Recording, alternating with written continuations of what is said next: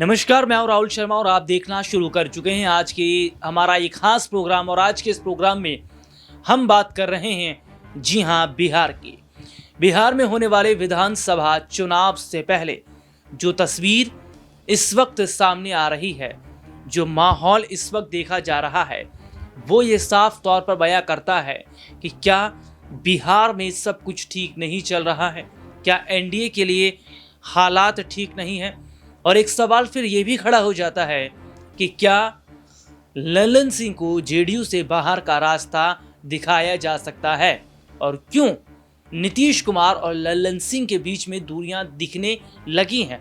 या फिर ये कहा जाए कि ललन सिंह की नज़र नीतीश कुमार की सीएम कुर्सी पर है और विधायकों को तोड़ने का प्लान भी ललन सिंह बना रहे हैं।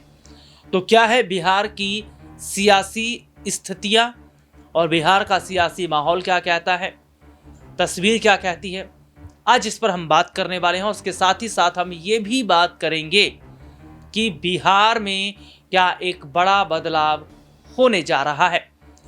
दरअसल शुरुआत अगर बिहार से कर रहे हैं तो यहां पर हम कुछ बड़े चेहरों का नाम लेना चाहेंगे। चिराग पासवान, जीतन राम मांझी, नीतीश कुमार, तेजस्वी यादव, ये बड़े चेहरे हैं।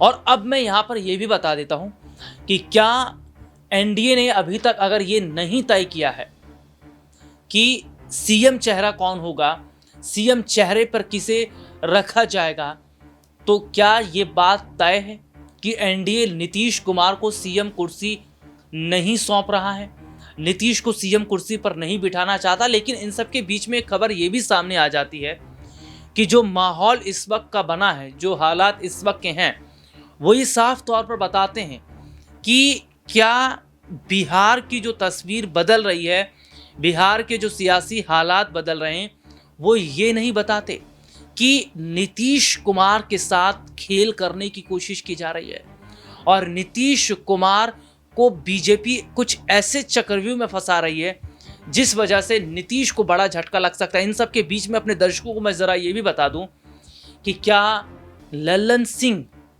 एकनाथ शिंदे की तरह बड़ा खेल करने वाले हैं, और क्या अगर जेडीयू के विधायक टूट जाते हैं, जेडीयू के विधायक अगर बिखर जाते हैं, तो नीतीश फिर कहीं के नहीं रहेंगे। और क्यों जिस तरीके से केसी त्यागी ने पार्टी के खिलाफ काम किया और पार्टी से बाहर का रास्ता केसी त्यागी को दिखाया गया, ठीक उसी तरीके से क्या ललन सिंह को भी पार्टी से बाहर का रास्ता दिखाया जा सकता है। दरअसल अपने दर्शकों को हम यहाँ पर बता दें कि बिहार का जो सियासी माहौल है वो साफ तौर पर ये बयां कर रहा है कि इस वक्त जो हालात बने हैं, जो तस्वीर इस वक्त की बनी है, वो ये बताती है, उससे ये एक बात है जो समझ में आती है कि बिहार में एनडीए में सब कुछ ठीक नहीं चल रहा है। क्यों? क्योंकि जीतन राम मांझी को जहां बीजेपी ने झारखंड में एक भी सीट नहीं दी, दिल्ली में भी एक सीट नहीं दी गई, उसके बाद जीतन राम मांझी नाराज होते नजर आए और जीतन राम मांझी ने सीधे सीधे तौर पर क्या डिमांड की, उन्होंने कहा कि दिल्ली वाली सियासत बिहार में नहीं चलेगी। बिहार में वो 30 सीटों की मांग कर रहे हैं, यानी कि बिहार में वो 30 सीट चाह रहे हैं। तो ऐसे में ये देखा जा रहा है कि जो 30 सीट वो मांग रहे हैं, क्या उन्हें मिल पाएगी। और दूसरी तरफ ये देखा जा रहा है कि चिराग पासवान को भी बीजेपी क्या कर रही है, टरकाती नजर आ रही है। झारखंड में एक सीट दिया, दिल्ली में एक सीट दिया, लेकिन चिराग पासवान भी कह रहे हैं कि बिहार में ऐसा नहीं चलेगा, क्योंकि बिहार जो है वो उनका गढ़ है। और ऐसे में बिहार में भी अगर सबसे छोटे भाई की भूमिका में चिराग रहेंगे तो सीएम कैसे बन पाएंगे, क्योंकि चिराग पासवान ने एक इंटरव्यू में ये बोला था कि वो चाहते हैं बिहार का मुख्यमंत्री बनना, वो चाहते हैं बिहार की राजनीति को समझना, और इसके लिए फिर उन्हें अपना विस्तार, अपनी पार्टी का विस्तार बिहार में करना पड़ेगा। लेकिन इन सब के बीच में जरा ये भी फिर समझिए कि जहां एनडीए के जो सहयोगी दल हैं उन्होंने जो शर्तें रखी हैं, बीजेपी क्या कर रही है, अभी उन शर्तों पर हामी नहीं भर रही है। तो वहीं दूसरी तरफ की जो तस्वीर है वो ये तस्वीर देखी जा रही है कि जो हालात इस वक्त बन गए हैं, वो ये हालात क्या बता रहे हैं, वो हालात ये बता रहे हैं कि नीतीश कुमार के लिए भी रास्ता फिलहाल एनडीए में ठीक नहीं है और नीतीश कुमार भी बीजेपी से खुश नहीं है, क्योंकि लगातार जिस तरीके से दूरियां जो हैं वो अगर कहा जाए तो बढ़ती जो चली जा रही हैं बीजेपी और नीतीश कुमार के बीच की दूरियां।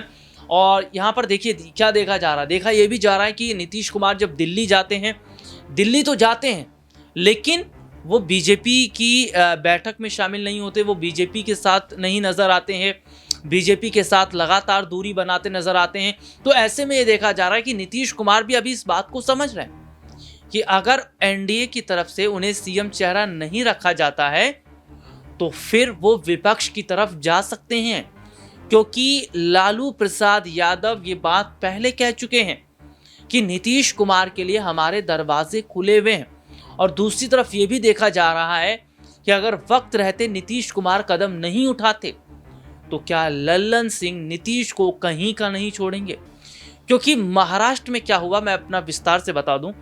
महाराष्ट्र में हम क्या देखते हैं कि एकनाथ शिंदे उद्धव ठाकरे के सबसे करीबी माने जाते थे और जिस तरीके से एकनाथ शिंदे ने बीजेपी का ऑफर स्वीकार करते हुए विधायकों को लेकर वो रिजॉर्ट चले जाते हैं और शिवसेना टूट जाती है, उद्धव ठाकरे को इस्तीफा देना पड़ जाता है। और हालात फिर क्या होते हैं कि एक शिंदे की शिवसेना और एक उद्धव की शिवसेना यूबीटी, यानी कि पार्टी तक को दो भाग कर दिया जाता है। तो जो शिंदे ने महाराष्ट्र में कहानी को दोहराया है, क्या वही कहानी लल्लन सिंह तो नहीं दोहराएंगे।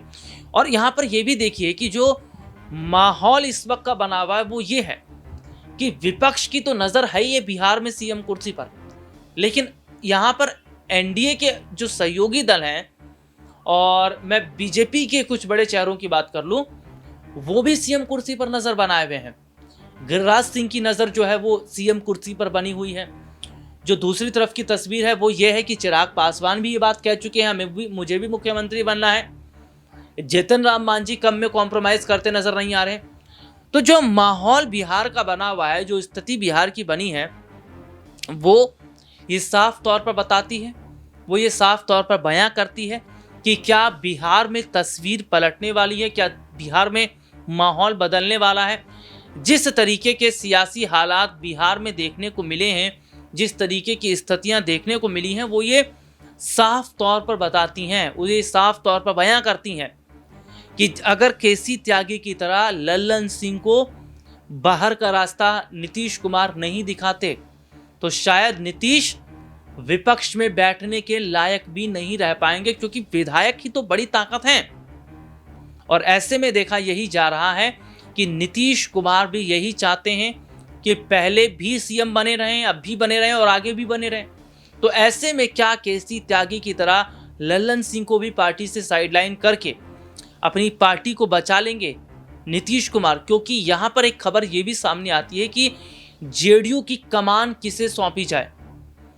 जहां नीतीश कुमार अपने बेटे को जिम्मेदारी सौंपने का मन बना रहे हैं, दूसरी तरफ लल्लन सिंह नजर बनाए बैठे हैं कि जेडीयू की कमान मेरे पास आ जाए। क्यों? क्योंकि नीतीश कुमार के बेटे राजनीति में उतने एक्टिव नहीं है। और यही तो बड़ी वजह है कि ऐसे में ये देखा जा रहा है कि लल्लन सिंह को भड़काया जा रहा है नीतीश के खिलाफ, और ये पूरी कोशिश की जा रही है कि ये पूरे अगर मैं बात करूँ तो माहौल इस तरीके का बना दिया जा रहा है कि भैया जो हालात हैं, जो स्थिति हैं, वो ये साफ तौर पर बताती हैं, वो ये साफ तौर पर दिखाती हैं कि क्या जो स्थितियां इस वक्त बन रही हैं, जो हालात इस वक्त के बन रहे हैं, वो ये नहीं बताते कि लल्लन सिंह के कंधे पर बंदूक रखकर बीजेपी चलाने की कोशिश कर रही है।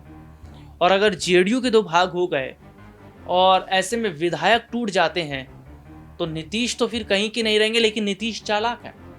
नीतीश ऐसे ही नहीं, नीतीश नायडू से संपर्क कर रहे हैं और माना जा रहा है कि नीतीश अगर एनडीए छोड़ेंगे तो नायडू को साथ लेकर जाएंगे। तो फिर नायडू को कैसे संभालिएगा? तो यही स्थिति इस वक्त की बनी है कि क्या नीतीश नायडू को लेकर ही निकल जाते हैं तो पूरा खेल ही पलट जाएगा। बिहार का ही नहीं, केंद्र का भी सियासी समीकरण पलटता नजर आएगा। लेकिन उससे पहले एक सवाल ये बन जाता है कि कि अगर जेडीयू को बचाना है, अपने विधायकों को बचाना है, तो इसके लिए क्या नीतीश लल्लन सिंह को बाहर कर सकते हैं? इस मुद्दे पर आपकी क्या राय कमेंट करके जरूर बताएं। फिलहाल आज के इस प्रोग्राम में इतना ही।